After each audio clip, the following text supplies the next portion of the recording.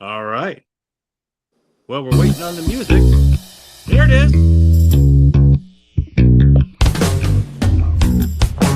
All right. Well, we got the theme song cranking here. It's Monday night. Time to wash away some of those post-Thanksgiving blues. Gonna do a little poetry, a little news. We're gonna start with our poetess, the lovely Miss Susan. But most importantly, we have our host. That'd be Mark Sweetman. Hi, Mark. Ready to go? Yes, here I am. If I can get there we are. There I am on the big screen. Let me just hold on. I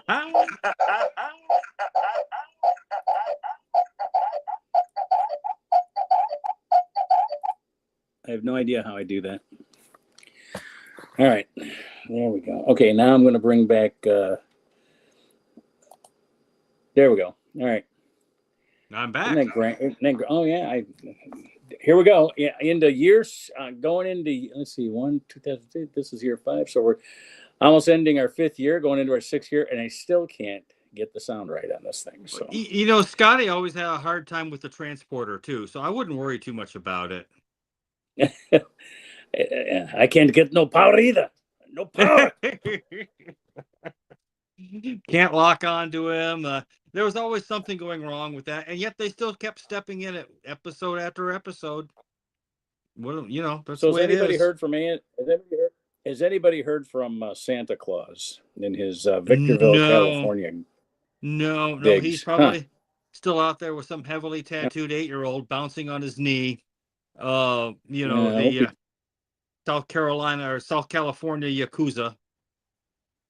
I hope he's doing well. We can only hope. We certainly hope he made it. Well, our I don't even know if he made it out there. I'm sure he would have told us, but anyway, Susan's under the weather, so let's get her out here, get her onto the board, and let her do her poem and take care of her health. Hi, sweetie. Yeah, you don't need to tell everybody my private HIPAA. Oh, sorry. I don't do anything right. I think that's a choice. Hi. Hi. Everybody have a good Thanksgiving? How was your day? I had a great Thanksgiving. Everybody came over and nobody fought. And then we had our daughter's, over the weekend, we had our daughter's baby shower, which is a lot different. I think I was the only guy at my wife's baby shower. And now it's everybody's included. Yes, it was beautiful. It's very lovely. So we expect we will be grandparents before this month comes to an end. So I'm looking forward to that. Prayers for everybody to be safe and well and healthy. The only jarring thing about the little reception yesterday was there was an 8-foot poster of my daughter, and she's only 5 feet tall. So I mean, this thing was nearly twice the size that she was. But they did have all the balloons with the little what was it? I don't know if you call it nipple or the. They look like pregnant bellies the way they arranged all the balloons. Yeah, the little, when you blow up the balloon, the opposite end, we're all pointing out. So all the balloons look like they had a belly button. Look like a pregnant lady's belly button. I applaud the lovely lady who did all those decorations. I am not Martha Stewart, and I always appreciate when other people have those skills and talents. Yeah, it looked good. It looked good. Would you like your poem? Yep. Let's go to the poem, ladies and gentlemen. Here's Susan Sweetman with our news headlines in verse. Okay. Fresh from the headlines, here you go. Hope you all had a joyful holiday at Thanksgiving. While Native Americans have a National Day of Mourning tradition, Senator King calls killing survivors a war crime for follow-up strikes.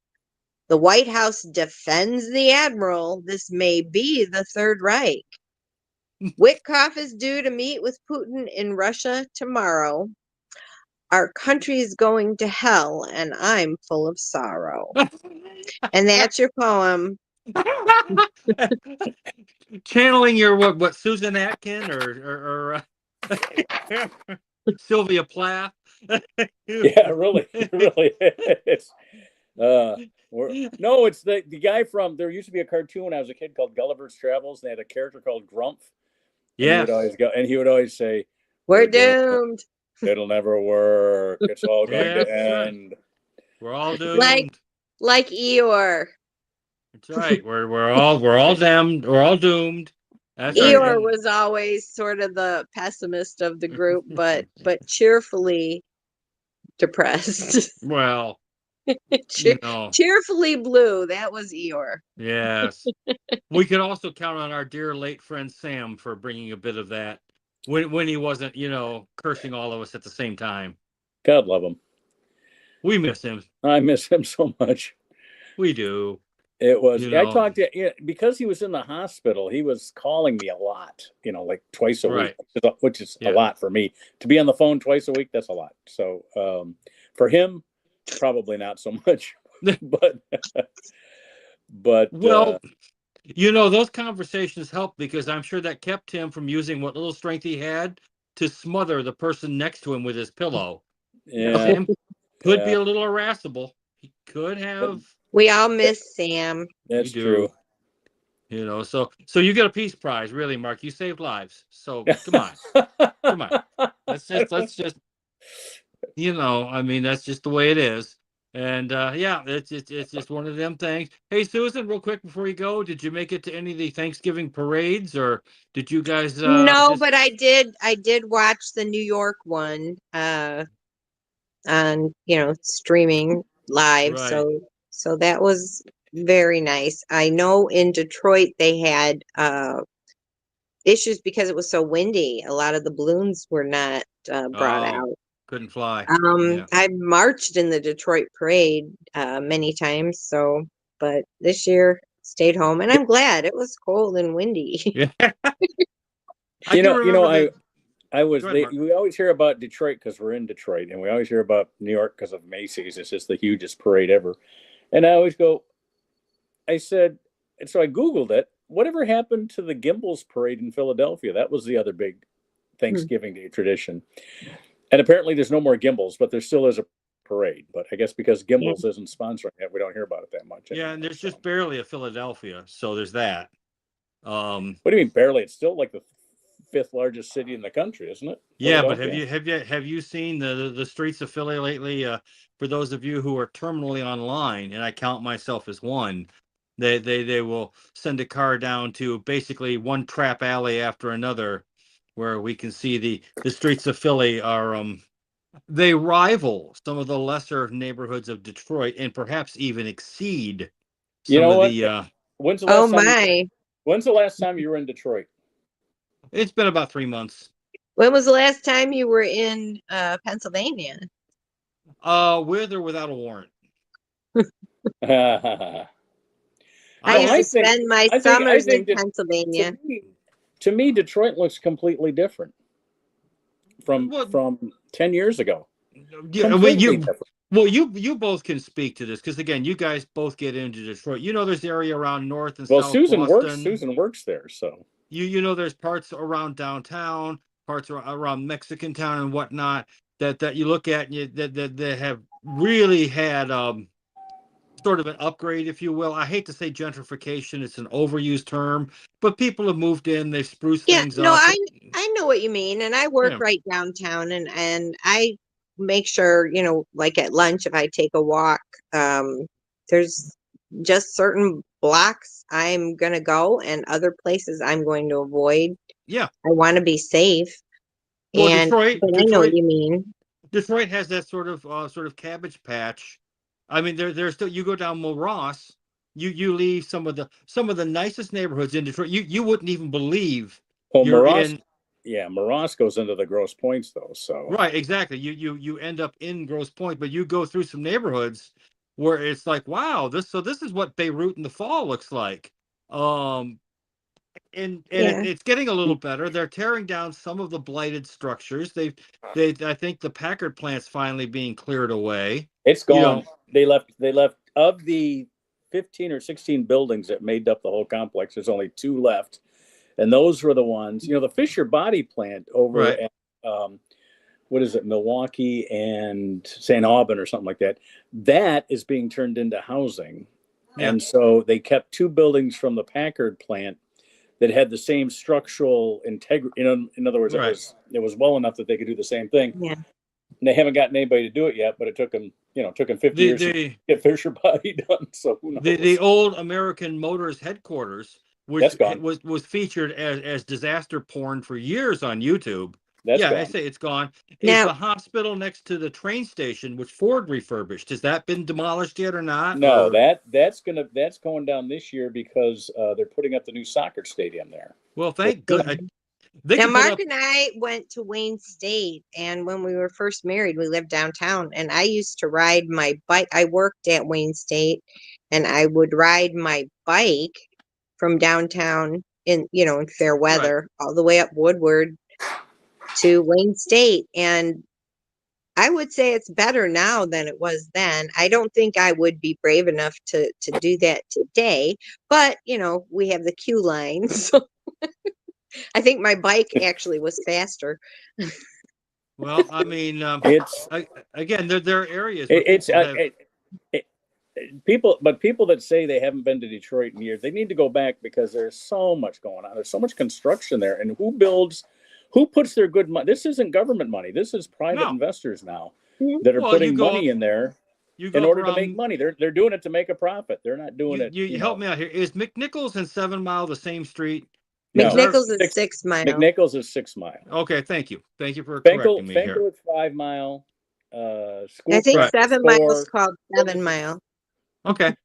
Well, I used to get off on McNichol, which was still pretty grim on McNichol, but yet you get a couple blocks into McNichol, and all of a sudden you're in these neighborhoods where you have these giant houses, big yards. The street lamps are working. The cars are all nice. They're not, flaming wreckage on the street. But no, I mean it's the perfect camouflage. There It- is a project underway to make sure all the street lights are restored, and I Right. think that's going very well. I mean, Mark references the one car ad from Saturday Night Live from some years ago, where the Royal Deluxe Chameleon? 2 that the Chameleon. chameleon, the chameleon, yes, yes. Well, McNichols was sort of like the structural neighborhood version of that, because, like I say, you get along McNichols, and it's kind of tough. I mean, that was the last time I was anywhere near an open street shooting. Now that was back in 2020. After a big rainstorm, and a couple of guys had a little fender bender and got out of the car and started shooting at each other. And I left the area before asking too many questions. Which side of East McNichols or West McNichols? What side of Woodward? You get off of 20, or you get off of 39. I believe it was 39 at McNichols. We were That's just the there. side road, And then you start going east. Yeah, we were Memory just there. serves. We were just there last night. Right. Yeah. Yeah, I mean, well, this was back in 20 there during the evil COVID times. We just had a major deluge. I picked up someone from the airport, was taking them to Hamtramck, I think it was, and we were going down McNichols, headed for that one weird little 1 mile long freeway. That's Davison. You were on McNichols. You were on Davidson. Okay, well, That's a different street altogether. That's a different place, right? But I just remember getting off there. It's right where these things merge, and there's like this merge point, and these two cars had tried to merge together a little too close, and they both wrecked. Oh, and then one was on the side, one was kind of making it be on the side, and 2 guys were out shooting at each other. And that's when I decided I'm not going to stop at the red light. We're going to keep going.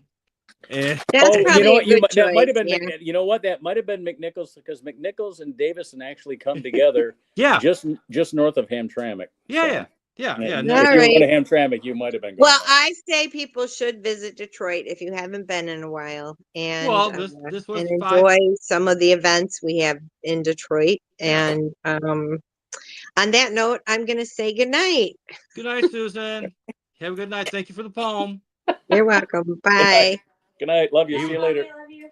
even if the poem was a little doomy, I say with a Gorn behind me.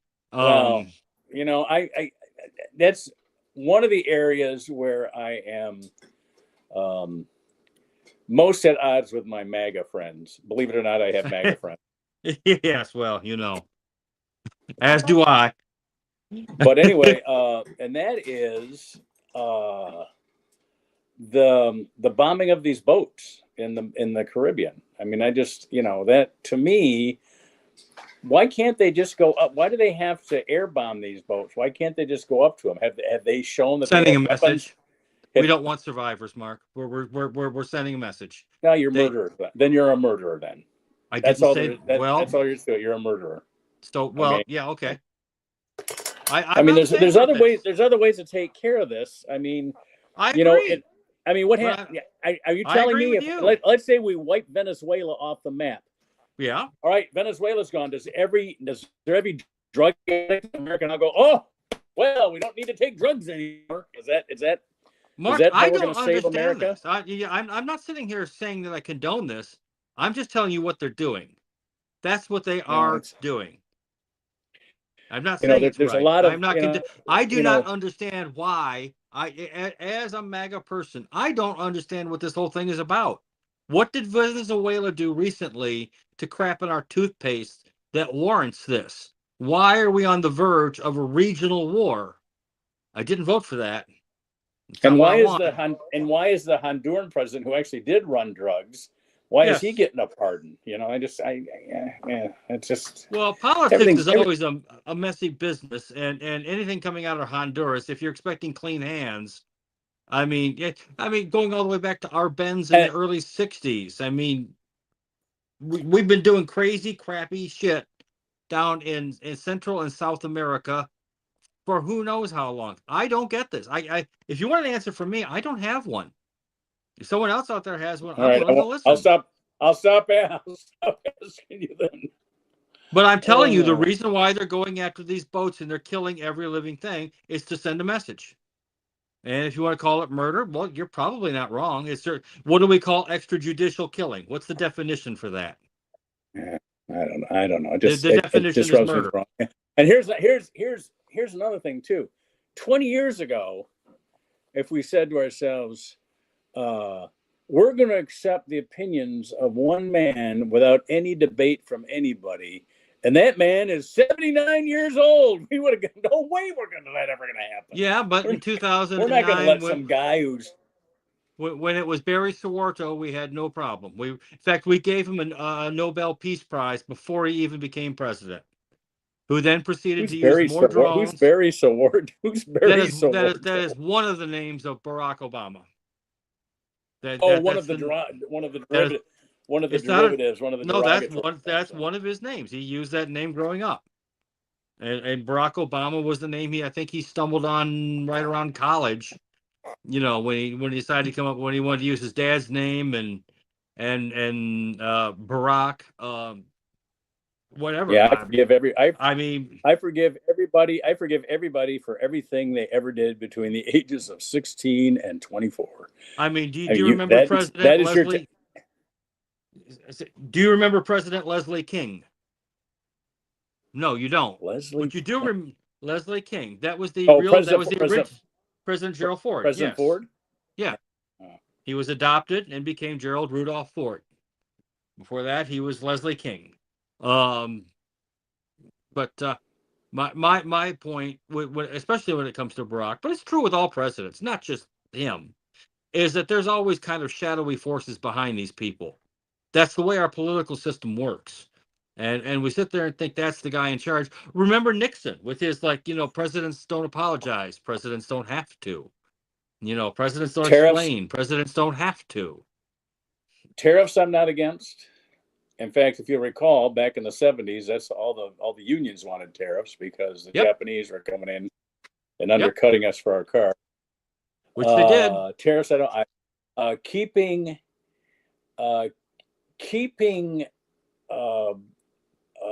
women who were born as men out of women's sports. I don't mind that because, for the most part, they've developed their athletic build before they became women. And I don't mind that. I don't mind, I'm not going to fight that battle. What else? There's other things. I mean, there's things. I thought when Obama was president, immigration was going to be the issue that the two parties could come together on. And you know what? Nobody did more. Of course, I was looking at old. Yeah, go ahead. Nobody deported more people than Barack Obama.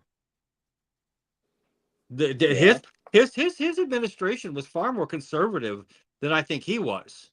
He was a liberal, left of center, but not terribly left of center Democrat president. He was not. He was more centrist than Biden.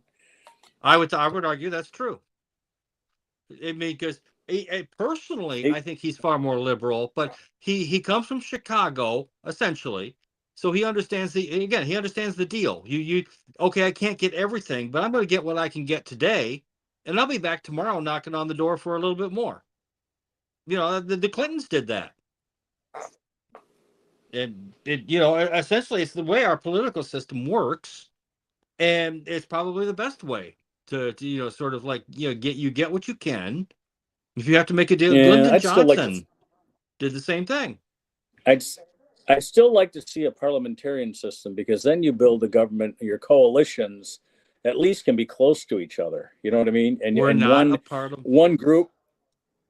The thing is, it's no accident that our every 8 years we seem to have a different party in charge. It's the same two, and they're so opposite of each other now. At least with a parliamentarian system, it can. Yeah, they're a lot different from each other. I don't know. I mean, I would argue they're two cheeks of the same ass, but that's my somewhat nihilistic outlook. I think they put on a dog and pony show which they're very good at. But when they get behind the scenes, these guys all go to the same restaurant. They go to the same parties. They know each other.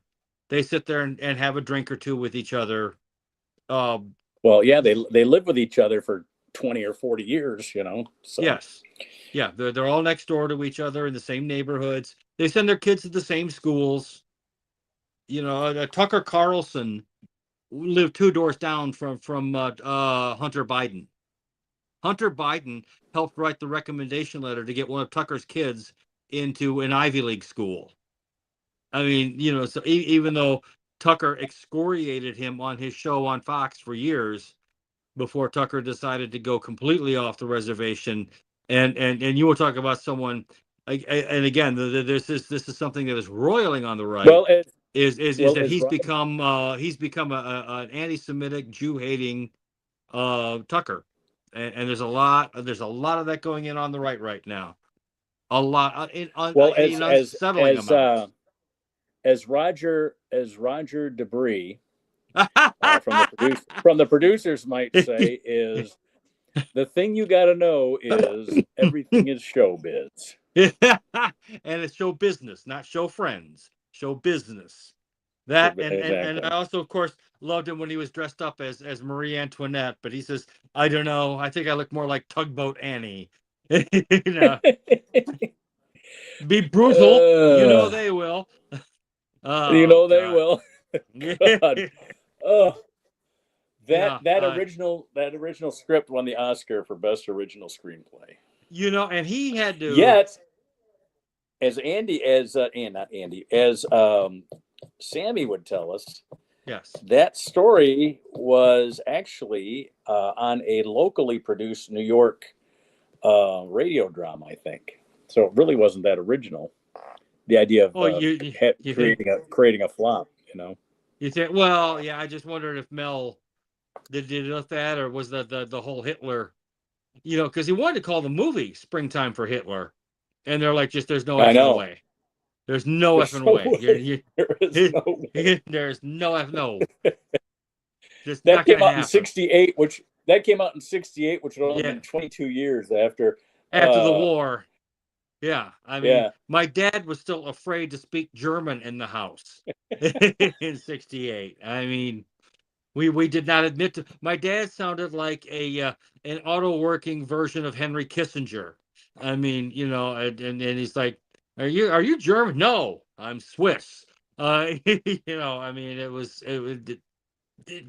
but I mean, you were here. You were born in this area. You're my age. You know Yeah. what it was like.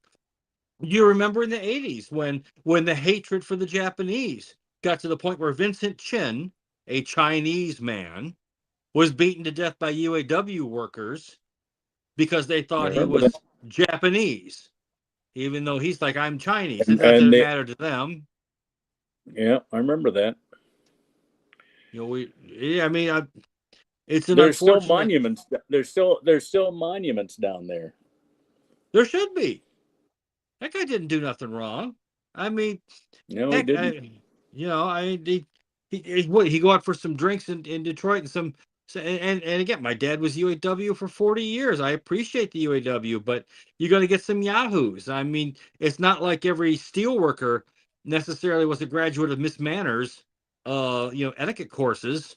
They're steel workers. It's what they do. I mean, it's Yeah. unfortunate, but it's the world. This is the world we live in now. And now it's not even that. I mean, we live in this industrial wasteland called Michigan. What is it? You've heard they're trying to build AI centers all over this state now. So Yeah, I saw. Did you see Ned's Facebook post about that? no, but I would be fascinated. Please do tell.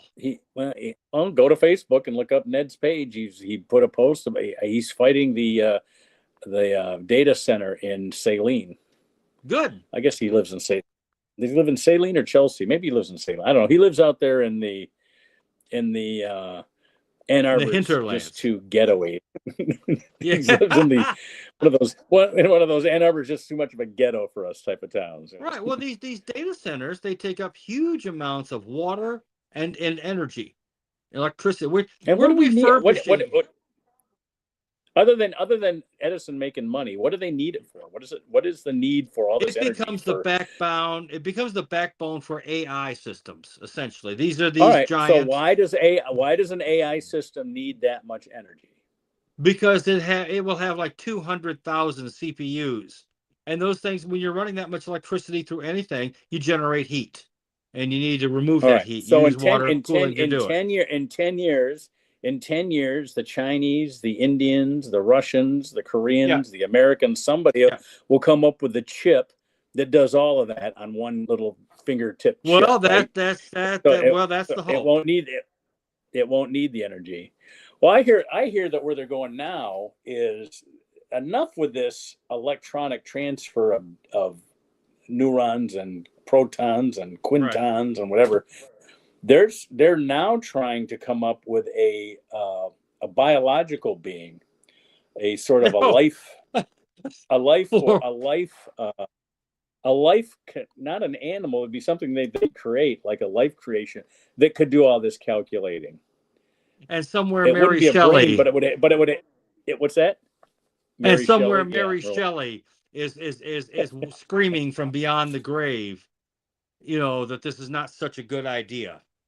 I mean, you and I, relax. You and I will be gone. This grandchild we're having this month that Susan and I are having, that baby will have to work on it. We'll be gone. As Napoleon said, after me, the deluge. So yeah, I guess I warned my nephew that when he very soon will be hearing the sound of me chuckling from the great beyond, and I encourage him to think of something very important. That is, what kind of world will he be leaving behind for Keith Richards? That's really one of my key concerns. The last survivor, Keith Richards. Yes. He made it through all.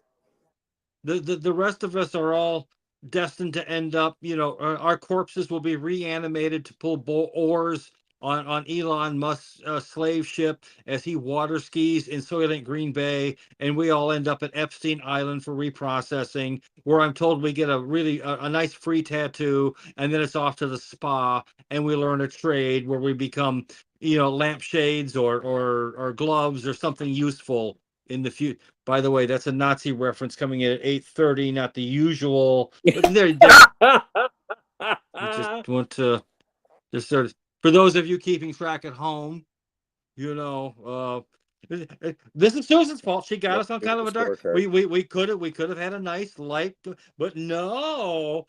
Susan had had us going out here with all the woes of the world laid at our feet without apology, and then she skedaddles off to hug a vaporizer. I am shocked and appalled. She's kind of like, well, the Native Americans didn't have a happy Thanksgiving. It's a day of mourning for them. See you later. Bye, everybody. They hate you. Okay, that's my 5 minutes, people. Have a good night. Exactly. That's what I always tell people that are against reparations for the descendants of slaves. I go, oh, you think reparations are bad? That's just cash. What about when the natives want their land back? Well, I got, I got news for you. Someone was screaming about the state of Israel, this and that, and my nephew. And I'm like, okay, well, when do we get back Constantinople? Constantinople, which is now Istanbul, was conquered, I believe, in 1348 by what is now the was the Ottoman Empire. It's now Turkey. It was, when do I get it back? Come on, we're waiting. That's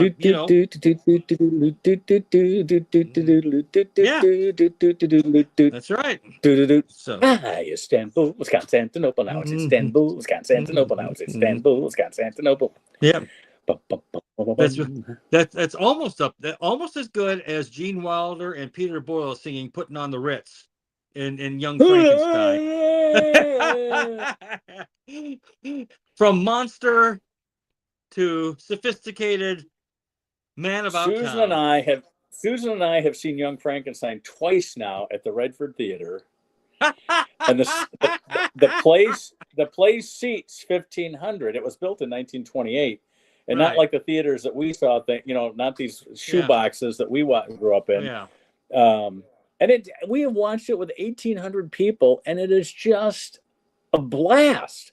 Even when it came out in 1974, there weren't, or 75, whatever it was, there weren't 1,500 people in the theater to watch it. You know what I mean? Well, I remember watching it at the State Theater, which at that time seated about 1,200. Because it's gone now. Yeah, but the thing is, the lines were around the block. It was sold because everyone had seen had seen Blazing Saddles, and they were looking forward to this, And of course, did we all? I remember when I was we're about the same age. The big films were The Exorcist, and I remember it not great films, but Towering Inferno and The Poseidon Adventure. Remember those disaster films? Those were big ones that everybody wanted. Incense around. With Ava Gardner and Chuck Heston and Richard Roundtree was in that one too. Oh, he was the motorcycle. He was the motorcycle stuntman. Yeah, don't forget Marjo Gortner as the sexually conflicted National Guardsman, and that made me wanted to be a former preacher turned sexually conflicted National Guardsman. I just was absolutely transfixed by the performance of one Marjo Gortner. In a classic. Wasn't he a child evangelist? A child preacher, like that? Absolutely. I mean, that's what I thought. Yeah. Yeah, and he gets cast by the casting genius that was Irwin Allen, the guy who also gave us the Poseidon Adventure, with Shelley Winters in one of her favorite water scenes. Who didn't want to see Shelley Winters in a wet T-shirt contest on a sinking boat? I know I did. Somebody said,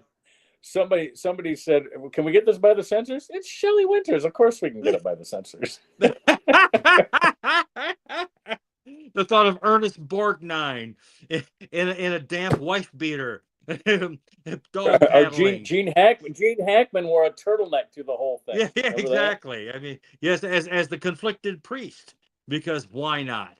And is screaming at God as he does what he Towering can.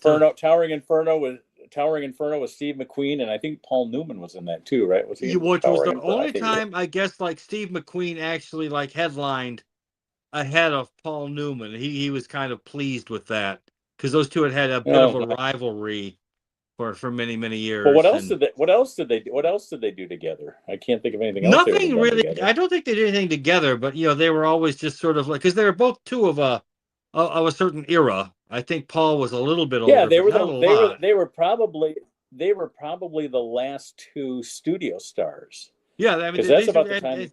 And they were both huge, of course, right? I mean, Steve McQueen, Paul Newman have both been box office money for forever. Well, that was a time too. That was a time too when you wanted to put Steve McQueen and Paul Newman in a movie. You'd see MGM and United Artists together. Yes, together at last. In the film, because in other words, to get both stars, you had to have both their studios involved with it. Right. I mean, and certainly we'll get. Please come in with your comments to criticize which studio I mentioned. I'm sure it wasn't MGM and 20th Century Fox, whoever I said, but you know what I mean. So that also featured the acting dynamics of O.J. Simpson as the guard in the Towering Inferno, thus launching his stellar career as an actor and serial killer. My favorite film of his was Capricorn 1. Did you ever see that? Yes, another one that has vexed me for years. Not Josh Brolin, but his dad, Jim Brolin, and James Brolin. Yeah, or as we know him now, Mr. Barbra Streisand. And was Warren Oates in that? Yes, I think so. I think that he was the other. Or because Gene Hackman was in Marooned, which of course was the other space epic where they get stuck in space with James Franciscus, a slowly mentally decaying Gene Hackman, and Richard Crenna, the acting powerhouse, the dynamism of Richard Crenna. Now, if you're a first-time viewer to our podcast, this is where Mark pulls out Google. And we look up and we look up the cast. For the rest of you people who are wondering who these ancient dinosaurs were. Gould. I forgot Elliot Gould was in Capricorn. Yes. Sam Watterson, Brenda Vaccaro, Hal Holbrook, Telly Savalas, O.J. Simpson, Karen Black. Oh, Karen Black. She was in everything. Black. Remember Karen Black? She was in. Who will ever forget her? Airplane 75. I can't fly airplanes. I can't. When she's out there, when she's trying to when Chuck Heston is being lowered in on the tether and from the helicopter in front of the 747, because that's the thing, because we all know that helicopters are faster than 747s. Sure. David Huddleston was in that. David Doyle. Lee Bryant, Denise Nichols from Room 222 was in Capricorn 1. Yeah. Robert Walden, who was in the Lou Grant show, he played one of the reporters in Lou Grant. He was in. Yep. Speaking of which, wasn't Lee Grant in at least one of these movies? I mean, she had a way of getting into films. Hold on. Which disaster films had Lee Grant starring in them? We've got to love AI, folks. Airport 77. Airport 77 and The Swarm in 1970. Yes, The Swarm. Oh my God, yeah. He was also in the 1976 film The Damned. There you go. Lee Grant. Yeah. Again, one She's of our still favorite. Around. I think she might still be alive. I don't know if she's still around. The last thing of I'm gonna tell you in a second because I've got Google. Here we go. She was the lead prosecutor in Defending Your Life, a film that we routinely hail on this podcast as one of the greatest, not just Albert Brooks film, but actually one of the best films of its genre. The you've died and went to purgatory to be judged by powers greater than yourselves. I mean that's a whole. She is not dead, but because we don't. The year of her birth is such a widely held secret. That we only know that it was in the mid-20s, so they predict she's between 98 and 100 years old. Lee Grant. Oof. Okay, yeah, that's up there. That's up there with. She was born as Lyova Haskell Rosenthal. Yeah, she needed to change that name a little bit. Yeah. Although she would have been a great Russian revolutionary with a name like that.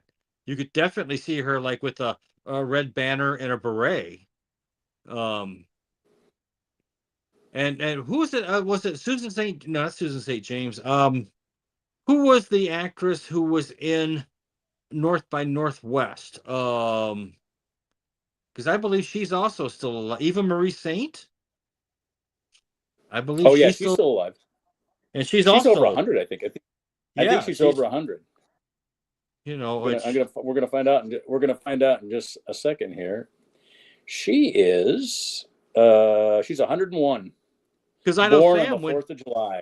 when Sam God got love to her. the other She'll be side, 102. he's like, when is she? Sam would have been asking, when is she getting here? What do you mean she's not here yet? I mean, how long is she going to go?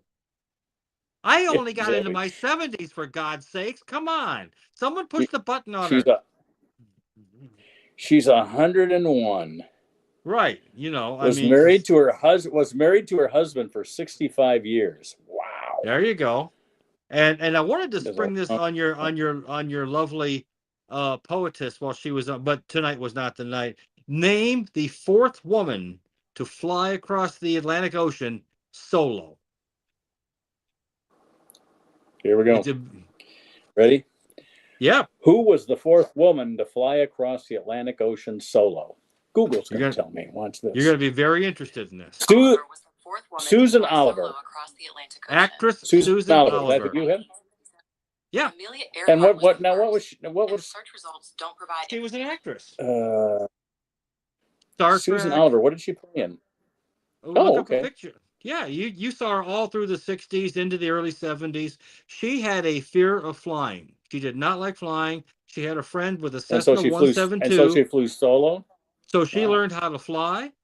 She attained several pilot ratings, and she eventually flew solo across the Atlantic. She was cast. She was the original pilot in Star Trek.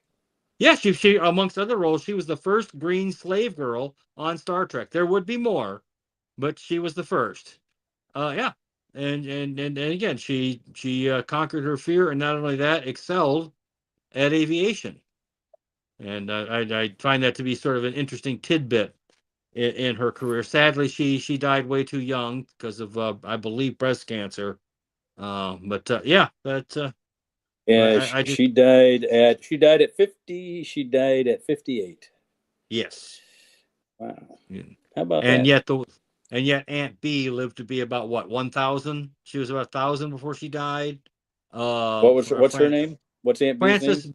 Bevier. I only really, the one reason why we all remember the actress Aunt B who played Aunt B on Mayberry RFD is not only her riveting performances of Aunt Frances Beaver Frances or Bevier. Bavier, Frances Right. Bavier or Bavier. She also has a rather tart performance in The Day the Earth Stood Still. And Elaine Boozler used to do Aunt B having an orgasm, which was also. She only lived to be 80. She lived a week short of her 87th birthday. A bit too long, but well, what can you do about that? So I'm sorry. Yeah, 87. Yeah, so she was 80, a week away from her 87. She was 86, a week away from her 87th birthday. Yes, she was. Yes, one. Well, I find the Elaine Boozler characterization of her as a little bit more interesting than her. But hey, she's an actress. I forget who it was. Was it Maddie McDaniel or Hattie McDaniels who played the maid in Gone with the Wind? And people by the 50s and 60s had criticized her for her mammy role. And she says, look, I can play a maid for $500 a week, or I can be a maid for $50 a month. And you have to give her, I mean, look, times were hard. Didn't she win the Oscar? Didn't she win the best supporting actress Oscar? Was that her? I think she did. Or was it the other one with I don't know nothing about birth and no babies. But yeah, she. Which actors won Oscars for Gone with the Wind? Vivian Leigh and Hattie McDaniel won Oscars. Yeah, Hattie for McDaniel. Gone. She was like the first black woman to win an Academy Award, if memory serves. She was the first black anything to win for the Academy Awards. She was. Oh, really? Okay. Well, name another black artist that won an Academy Award before. I her. can't. I was wondering if the guy who played Uncle Remus might have gotten one, but I don't know. Mr. Bojangles, who was that Yes. guy? Yeah. Bill Bojangles Black Johnson. artist, actress, actor, writer, or otherwise to win an Oscar. Hattie McDaniel was the first black actor, tradesperson, even crew. There were no. She was the first black artist ever to win an Oscar. Oh, here I got a whole list of black Oscar winners here. Okay. Hattie McDaniel, Sidney Poitier, Lou Gossett Jr., Denzel Washington, Whoopi Goldberg, Cuba Gooding Jr., Halle Berry, Jamie Foxx, Morgan Freeman, Forrest Whitaker, Jennifer Hudson, Monique, Octavia Spencer, Lupita Nyong'o. Oh God, Yes, Monique. She won for Precious. Yeah, well, she's okay. All right, there, her.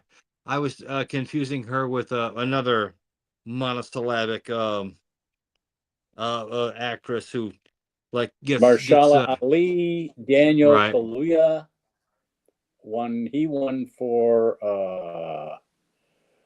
Isn't he the guy that won for playing Martin Luther King? He might have. Again, if we go back into the 40s and 50s when you still had he won for the movie Get Out. Viola Davis, Regina King, Peter Ramsey was the first black art director. So that's the first guy they named that wasn't an actor. I would have thought Lena Horne would be in there somewhere, but I guess not. Not seeing her. Producers: T.J. Martin, Ezra Edelman. These are all after 2013, though. Roger Ross Williams. Prince won for music. Isaac Hayes won for music. Irene Cara won for music. Common won for music. John Legend won for music. Did Isaac Hayes win for Shaft? Isaac Hayes. Let me go back to Isaac Hayes. Isaac Hayes. No, as a matter of fact. Well, he was a Ranger. Escape from New York. Okay. He won for Escape from New York. Okay. Because he was not only was he a keyboardist and a musician, but he was also an arranger. I'm sorry. I take that back. Right. He won for the score for that, but for best song he won for Shaft. You're right. Shaft. Okay. All right. What else we got? Kobe Bryant won as a producer. Huh. Well, if only he had just John Ridley won as a writer. He wrote 12 Years as a Slave. Okay. All right. Spike Lee directed Do the Right Thing. That won him the Oscar. Jordan Peele. Jordan Peele won the writing Oscar for the film Get Out. Oh, there we go. There's our black artist winning Oscars.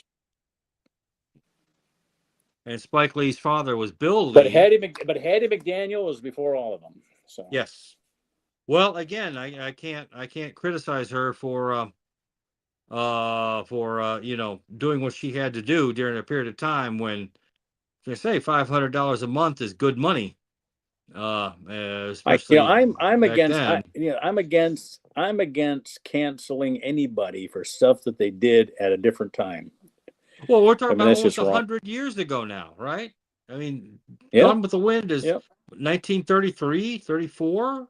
It's like all these guys, all these politicians that they find in blackface from a fraternity party they went to, back when they were, like I said, between 16 and 24, you're forgiven for everything you did.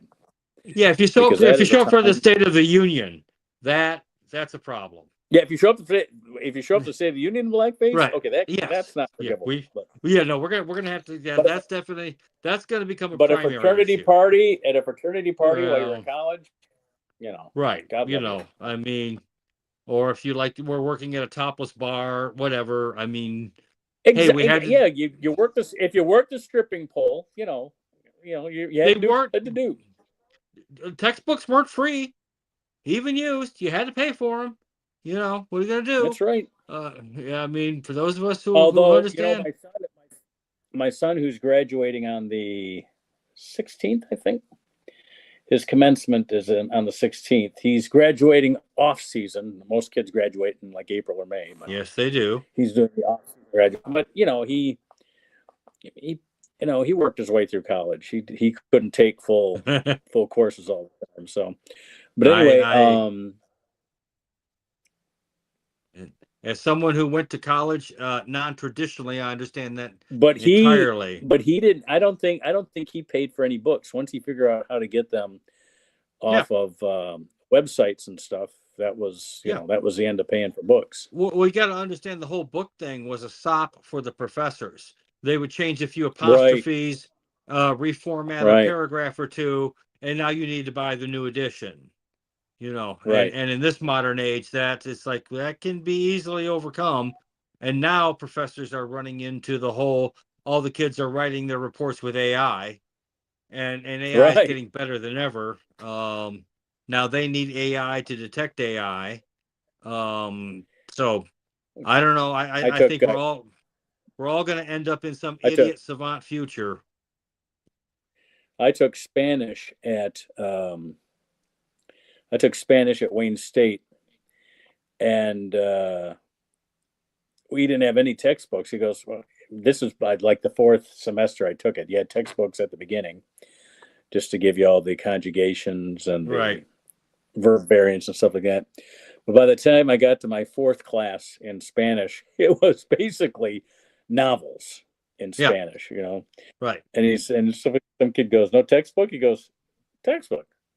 You don't need no stinking textbook. No, but when you're trying to read Cervantes, you definitely. Don Quixote. Actually, Don Quixote's a pretty easy read as someone who didn't take Spanish until college. Really? Yeah, I would have. Well, I took French. I took French in high school, and so I thought I would take French in college, and it was so far advanced to what I had taken in high school. Right. Because I didn't go through 4 years of high school French. I just took like 1 year. I already got a year in, but what I learned in my year in high school, they took care of in the first 2 weeks in college. I was like way behind, and so by the time I took another, I had to get a language for my degree because that's why Wayne State. I don't know if they still do that or not. I remember we all bitched about it. I had to get a language too. We all bitched about the language requirements, keeping us from graduating, keeping a lot of people from graduating. And so, but once we got our degree, you better damn well keep that. You better keep that language requirement. If I had to do it, they all have to do it. You're not going to cheapen my degree by suspending the language requirement. I know I had to do. I did German for my language, so I spent most of the year doing a Kenneth Mars impersonation, and it worked out pretty good for me. It worked out. Did you have the? I never said baby. Yeah, I did. Did you have to move the arm up and down? The arm, the Burgermeister, as well as the writer from Springtime for Hitler. I did not have the opportunity to do the Hangman. What is this? Yeah, that was great. No, we're very busy this week, sir. What is this baby? The film never said baby. I wish they had. I really wish that had been kept in for the musical. They cut out the whole LSD character for the musical. Oh my! You're kidding. It just no. Look at the original producers and then look at the musical, and to me, and so much of it, I was surprised that as much of it made it to the musical from the movie. Yeah, that did. But that's the one thing they cut out, and it did make a lot of sense. Because if you ever go to New York and you watch a musical, you'll see there's maybe 6 main characters that Right. play the characters, and then everybody else in that company changes costumes backstage, like lightning fast, and they play all these different characters. Right. So I could see what, because the musical was not made for movies. The musical No. was made for the stage. So you can Right. see why they would have to make some of these decisions on storytelling. And one of them was LSD was gone. Man. Hitler ended up being played by Roger Debris, who was Oh, the director. no. Who was the director of the movie? The transvestite director. Yeah. No, He ended I up can't playing Hitler. imagine. There was no Dick Les- Shawn character. I just love the whole, a Dick Shawn singing "Love Power," and Zero Mostel screaming, "That's our Hitler." That's our Hitler. Yeah, after he's wearing the tomato sauce, the tomato soup can as an amulet. Have you around seen the musical? No, I have not seen the musical. You got to get it, because they did get the guys that starred on Broadway, that created the roles on Broadway, were Nathan Lane and Matthew Broderick, and they got those two guys. They didn't get Katie Huffman, who played Ula. Right. I can't remember who they got, but it wasn't her. Well, I saw her.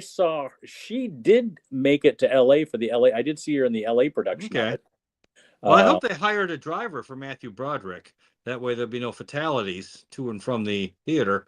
Why? Did he kill somebody in a car? Yes, in accident? Ireland. Oh, yeah, in Ireland. He was involved in an accident, like killed a bunch of people. Oh, And shit. he managed to kind of crawl away. And the last thing he did was the musical. And then he just kind of like, okay, we're done, we're out. Who? Matthew Broderick? Yeah. No, he's out. You know what? He's out of television and movies, but he's on Broadway constantly. He's always in. Well, that's it. He's out. He kind of left the movie and the theater. Well, I mean, not the theater, but the movie and the TV business. He's not doing that since ever since the big accident. I mean, his wife's a big star, so they really don't need the money. So he can just do it. Who's he married to? Sex in the City. What's her name? Can't think of her name. Sex in the City. Oh, Bradshaw. Bradshaw was the character. Bradshaw was the character's name. I can't think of the. Yeah. You can see how up I am on my late '90s, early 2000s HBO. Not Catherine Zeta-Jones. Matthew Broderick's wife. Here we go. Her name is Sarah Jessica Parker. Sarah Jessica Parker. Okay, all right. Well, I guess that works for him. So they've been married 28 years. Yeah. No, at this point, Paul Newman spent his whole life married to Joanne Woodward. He's like, why would I settle for hamburger when I got steak back at the house? I'm not sure if she appreciated being typified as a cut of meat, but whatever, different times.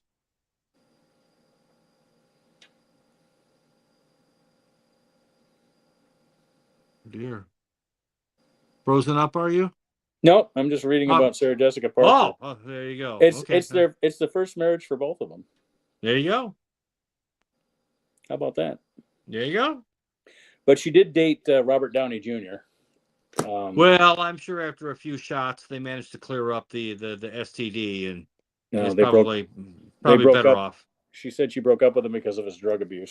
That's when I remember that he was a big drug abuser. He was famously drug abuser. Kept waking up in other people's houses at the end of a cocaine-induced delirium. It happened to me a few times too, but it wasn't quite so funny. It was more like the defendant will rise, and it's like, oh, damn it, again? Oh, God. Who was your guest behind you there today? That's the Gorn from Star Trek. Oh, okay. Which started life, by the way, as a prop on the Outer Limits. That head was used on the Outer Limits. It was then attached to a cheap rubber Gorn body, and then used as a giant cheap rubber lizard man, which Captain Kirk fought in the Gorn episode. Right. Super. But that's because Desilu used to use the same props department as the Outer Limits, or they had access to the same props, because It was the 60s. And if you want to get a movie or get a TV series made, you found ways to get it all done for 170 grand a week, which in the 60s, I mean, now we see multi-million-dollar spectaculars that cost 10, 20 million a show. Well, I'm going to cut you off here because right. We're at the end of our show, and we've wasted another hour of your time. Hey, we don't have Andy. We don't have Andy here for a few more weeks. So if you're somebody that knows me, even if you don't know me, make a pitch to be one of our third host on the show, and you can talk to Jason and I next week. We'll be joined by Susan. She'll do her poem as usual. Yes. But actually, it kind of worked out nice today because we never had a want for words. So we did no talk about. No. So, but we'll see you again next week. Good night, everybody. Good night. Take it easy.